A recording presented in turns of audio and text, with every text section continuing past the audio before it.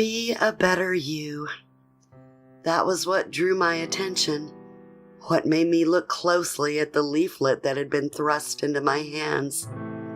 I fell hook, line, and sinker. How often had those exact words been thrown at me by unyielding parents, disaffected teachers, errant lovers? The pictures on the leaflet were of bright, beautiful, beaming people laughing together as they sat inside stunning social rooms or reclined in luxurious recovery rooms. It looked like every high-end health spa you've ever seen on TV, but better, so much better. As I looked the BABY Corporation up that first night, I was thrilled. Here, at last, was the answer to all of my prayers.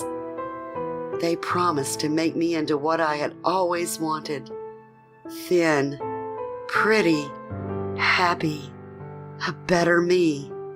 All the fat and toxins would be painlessly pulled out of me using new procedures and would be turned into a sort of biofuel that researchers had high hopes for. I could be happy and help the environment. All it would take was an online application and psych evaluation and $35,000 for the 2-week program. I could do that.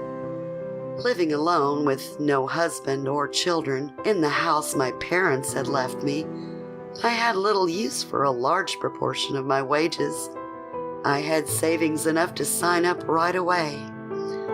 I filled in the application and waited for the response with my fingers, legs, everything crossed.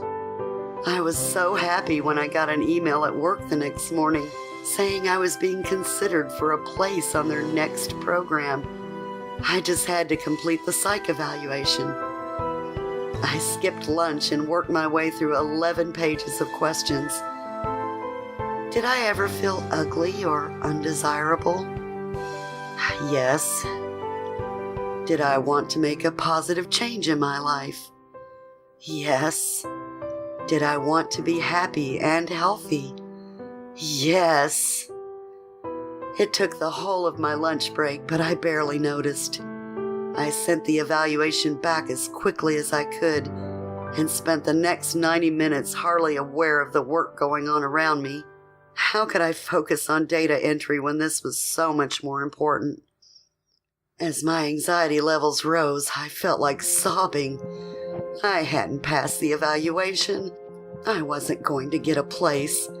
I wasn't going to have the magic-like procedures that would take me from a 350-pound hippo to a svelte, attractive, beautiful creature. I really was worthless. And then it came. Another email telling me I had been accepted and I could join their next intake in a week's time. I would need to pay half of the money now and the rest when I arrived. I quickly fired off my confirmation and the money and then went to Jerry, my office manager. It took some doing, but I convinced him of how important this was to me and that I would happily cancel the holiday I had booked if only he would let me go. Eventually, he agreed, although I didn't register the uneasy look of concern on his face. The next week passed in a blur. I packed my clothes for the 2 weeks and even bought some new ones to take for after. After all, a better me wasn't going to need size 34 jeans anymore. Then, before I knew it, it was Monday morning. I threw my suitcase into the car and sang for the whole 4-hour journey north. It didn't matter that I left at 4 a.m. that morning. I was so full of positive energy, I practically crackled. Pulling up to the gates of the BABY Center, though, I paused. A squat, dark building clung to the ground, and the air seemed dank. I suddenly wasn't so sure about this. Where were the beautiful rooms I had seen or the friendly faces I was expecting? Why had the hairs on the back of my neck risen? I shook myself. I told myself I was tired and being silly. Of course the outside doesn't have to look amazing. The inside will be gorgeous. All those happy people are waiting on the other side of that gate. And besides, I want to be a better me, don't I? I want to feel good when I look in the mirror, not ashamed and afraid of the monster that's there, don't I? I pulled forward to the gate, and a perky voice told me to come on through. See, nothing to worry about.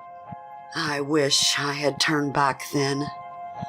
I wish I had listened to that uneasy voice in the back of my mind. I wish I had taken the look on Jerry's face more seriously. I don't know when I'll get to a computer again. Getting to this one, just typing this up, has left me so tired. If they catch me, I'll never be able to connect with anyone again. I'll do my best to write to you soon. I hope someone is reading this. I need you to listen. You don't need to be a better you. Don't doubt that, please. And if someone hands you a leaflet from the BABY company, throw it away. For God's sake, throw it away.